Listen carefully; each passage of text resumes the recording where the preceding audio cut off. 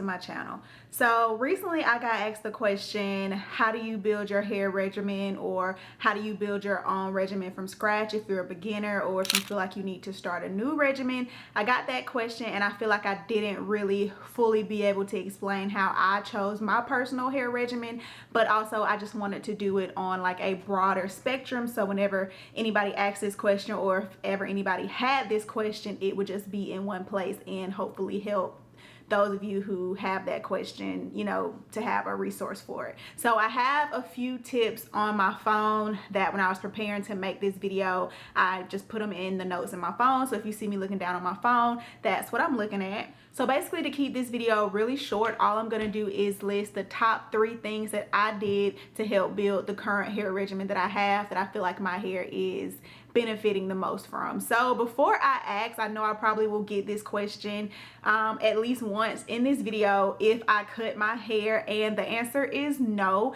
My hair is actually just in its shrunken state. I don't mind shrinkage, and people always ask me, what do I do about shrinkage? And then I just have to remind people that my hair is waist length and it shrinks up to my shoulders or higher. So I don't do anything about shrinkage, and I have the same problem that everybody else has. So the first thing is finding out what kind of hair you have. Before you ever go buying any kind of products, before you ever pick up a conditioner or a hair gel or anything else in your hair regimen, you first need to find out what kind of hair you have.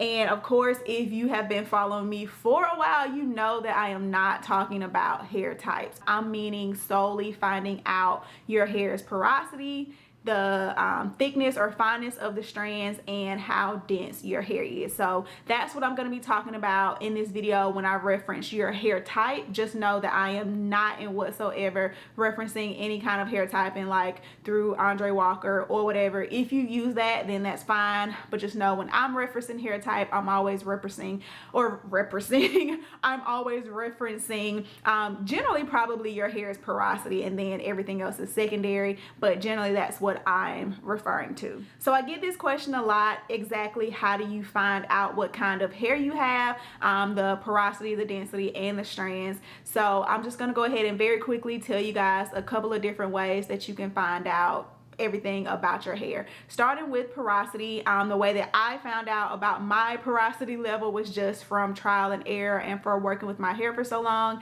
and just how low porosity hair behaves. Initially, I knew I was low porosity just based on how my hair behaved, like with hair color. But later on, I did go ahead and do the strand test, which just confirmed what I already knew, which is that I am low porosity hair. And if you want to find out what kind of porosity level your hair has, one of the ways that you can do that is doing the strand test. All you're going to do is you're going to take a piece of clean hair, so you know, freshly after it's shampooed, but the hair does need to be dry because it doesn't need, you know, to be interfere with like water that's already in the strand. So just dry clean hair, pull a strand out of your head and drop that piece of hair in a cup of lukewarm water. If your hair sinks to the bottom very fast and stays there, you have high porosity hair. If your hair stays at the top of the cup and kind of sits there, then you have low porosity hair. And if your hair just kind of sinks somewhere in the middle and just kind of stays there, then you have normal porosity hair, or some people call that medium porosity. So once you figure out what kind of hair you have, then building your hair regimen will be so much easier.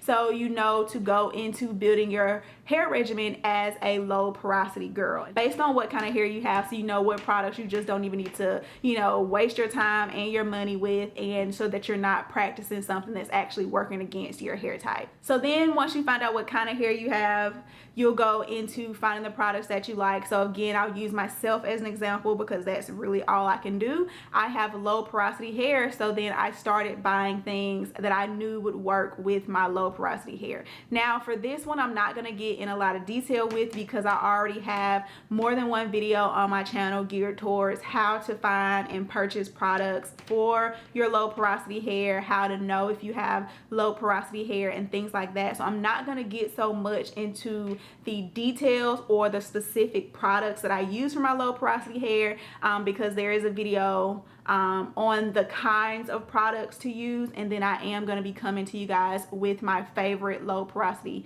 hair products video soon. So just make sure you're buying products basically that are geared towards your real hair type and not just like natural hair or something that says for curly hair, because it still may not be for your type of curly hair. And then last but not least, moisturize your hair according to your hair type. Again, this is all going back on starting with knowing your hair type. So once you buy the products, a lot of times depending on what kind of hair you have, you can't just put those products on your hair the exact same way. A person with normal porosity hair and a person with high porosity hair are going to moisturize their hair totally different. A person with high porosity hair is going to moisturize their hair totally different than I would. So just buying the products, you have to take it a step further and make sure that you're using the products effectively. Because I have low porosity hair, and for many low porosity girls, using the LCO method, which is liquid then cream then oil, is going to work best for us versus just doing the LOC method because you heard of it first and because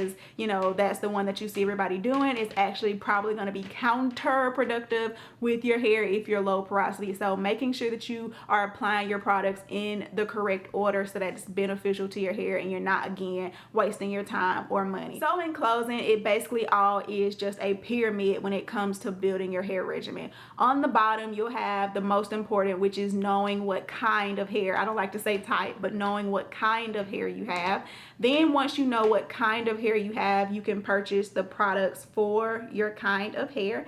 And then once you've purchased the products for your kind of hair, needing to know how to apply those products properly so that you're going to get the maximum benefit. So a couple of things that I wanted to add that I do in my personal hair regimen, and that these are what I consider like supplements or additive into your hair regimen, because you know we all know these things and they're just added on to your basic baseline things. So going into making sure that you're purchasing products that work well for your hair, making sure that one of those products is a deep conditioner, and making sure that you deep condition your hair at least one time a week. I know deep conditioning can be, you know, annoying. Sometimes it's hard to find time for it. Trust me, I know that it's hard to find time to deep condition your hair, but making sure that you at least get one time a week of a good deep condition. I personally deep condition my hair 2 times a week because I know that my hair needs it, but at least making the time at least one time a week to deep condition your hair, even if it's where you put your deep condition in and let it sit while you brush your teeth and wash your face before you get in the shower to rinse it out. However you have to work it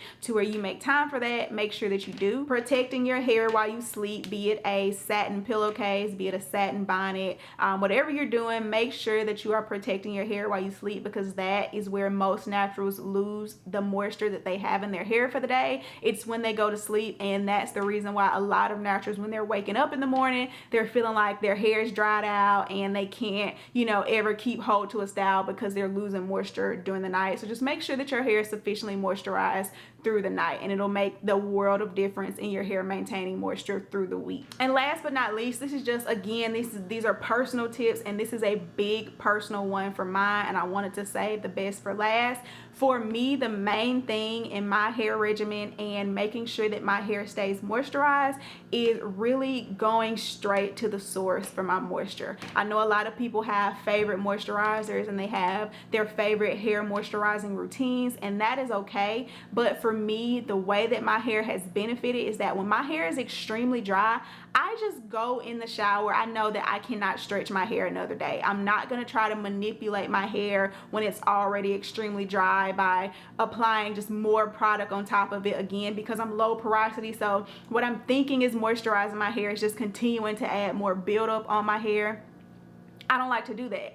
When my hair is extremely dry, I'm not going to manipulate it. I'm not going to re-moisturize it. I'm going to get in the shower, and water is the #1 source of moisture. Like, water is moisture. You can't have moisture without water. So I'm just going to go straight in the shower, and it's just been days where I wanted to stretch my hair another day and my hair was too dry to do it. I know that I'm moisturizing it wasn't going to get it. So I had to push my wash day up a day. And so for me, that is huge. That is the huge way that I maintain the moisture in my hair, is just basically not trying to put a quick fix on my hair for moisture and going straight to the source for my moisture. So that's it, you guys. I know this video was again one of the ones that's on the long side, but I really wanted to make sure that I covered everything on how I personally build my hair regimen and give you guys some tips for possibly building your own.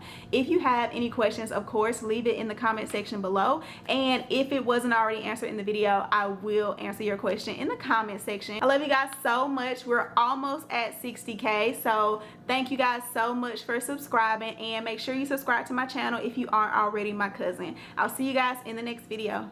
Bye.